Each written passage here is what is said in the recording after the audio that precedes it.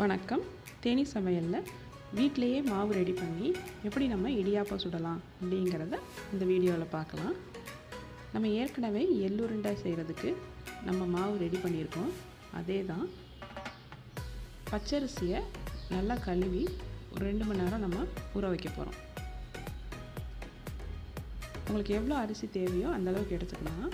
எடுத்து அதை நல்லா கழுவி ஒரு 2 மணி நேரம் நல்லா ஊறிடணும். நல்லா ஊற வச்சதுக்கப்புறமா இதை ஒரு ஸ்ட்ரெயினரில் போட்டு நல்லா வடிகட்டி எடுத்துக்கிடலாம். தண்ணியெல்லாம் நல்லா வடிகிற வரையும் ஒரு 5 நிமிஷம் அப்படியே ஸ்ட்ரெயினரில் வச்சிடலாம்.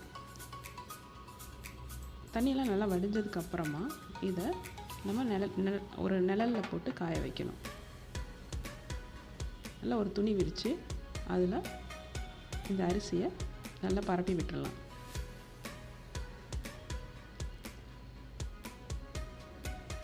அரிசி ரொம்ப ட்ரை ஆகிடாமல் நம்ம தொட்டு பார்த்தோம்னா கையில் ஈரம் இருக்கக்கூடாது. அந்த அளவுக்கு காஞ்சா போதும். அந்த பக்குவத்துக்கு நம்ம காய விட்டுட்டு அதுக்கப்புறமா நம்ம அதை கலெக்ட் பண்ணி மிக்சியில் போட்டு அடித்து எடுத்துக்கிடலாம். இந்த மாதிரி எடுத்தோம்னா கையில் ஒட்டாது, ஈரம் இருக்காது. அந்த அளவுக்கு நம்ம காய விட்டுக்கிடணும். இப்போ இதை கலெக்ட் பண்ணி நம்ம மிக்சி ஜாரில் போட்டு இதை மாவாக்கிடலாம். நல்லா பவுடராக அரைஞ்ச பிறகு இதை ஜல்லடையில் போட்டு ஜலிச்சுக்கிடலாம்.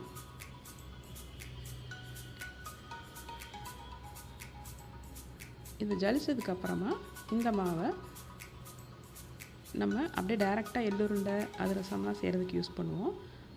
இப்போ நம்ம ஸ்டோர் பண்ணி வைக்கணும் அப்படின்னா இதை ஒரு வாணலில் போட்டு நல்லா ஹீட் பண்ணிடணும். மாவை நல்லா ஹீட் பண்ணிவிட்டு கொஞ்சம் ஆற விட்டுட்டு இதை ஏர்டைட் கண்டெய்னரில் போட்டு நீங்கள் ஸ்டோர் பண்ணி வச்சுக்கிட்டா முறுக்கு சுடுறதுக்கு, அப்பப்போ எடுத்து இடியாப்பம் சுடுறதுக்கு இதுக்கெல்லாம் நம்ம யூஸ் பண்ணிக்கிடலாம். இப்போ நல்லா சூடானதுக்கப்புறம் இதிலேருந்து நான் 2 கப்பு மாவு எடுத்து இடியாப்பம் சுட போகிறேன்.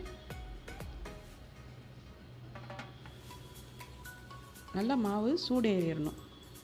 இல்லாட்டினா உங்களுக்கு சீக்கிரமே பூச்சி வண்டு விழுந்துடும் ஈரமாக இருந்ததுன்னா மாவு.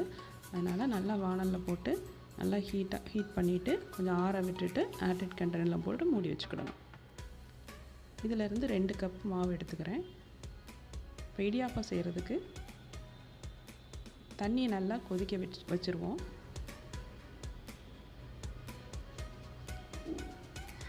தண்ணி நல்லா கொதித்ததுக்கப்புறமா நம்ம தண்ணியை ஊற்றி தான் இடியாப்பத்துக்கு மாவு பிசைய போகிறோம். தண்ணி நல்லா கொதிக்கணும். அப்போ தான் இடியாப்பம் நல்லா புளிய வரும். தண்ணி கொதித்ததுக்கப்புறமா கொஞ்சம் கொஞ்சமாக தண்ணி விட்டு நம்ம இந்த மாவை பிசையணும். இப்போ மாவுக்கு தேவையான அளவு உப்பு சேர்த்துக்கலாம். அப்புறம் கொஞ்சமாக நல்லெண்ணெய் சேர்த்துக்கலாம்.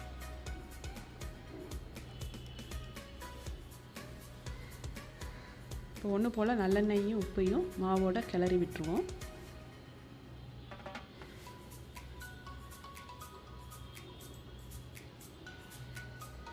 இனி நம்ம தண்ணியை கொஞ்சம் கொஞ்சமாக ஊற்றி பிசைய போகிறோம். தண்ணி ரொம்ப சூடாக இருக்கும், அதனால் கரண்டி விட்டு முதல்ல கிளறிக்கிறேன்.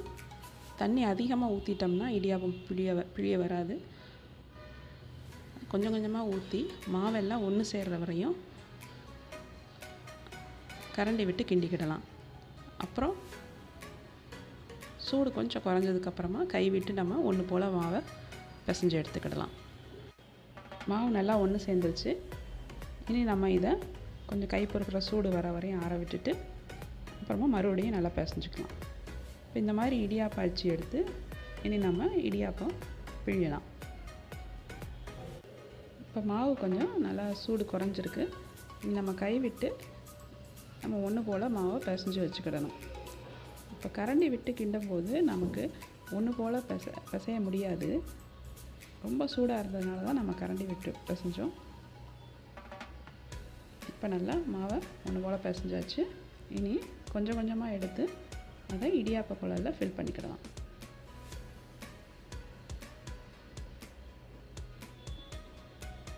ஃபில் பண்ணிவிட்டு நம்ம ப்ரெஸ் பண்ணி பார்த்தோம்னா நமக்கு கண்டினியூஸாக இந்த மாதிரி மாவு விழுகணும். இதுதான் கரெக்டான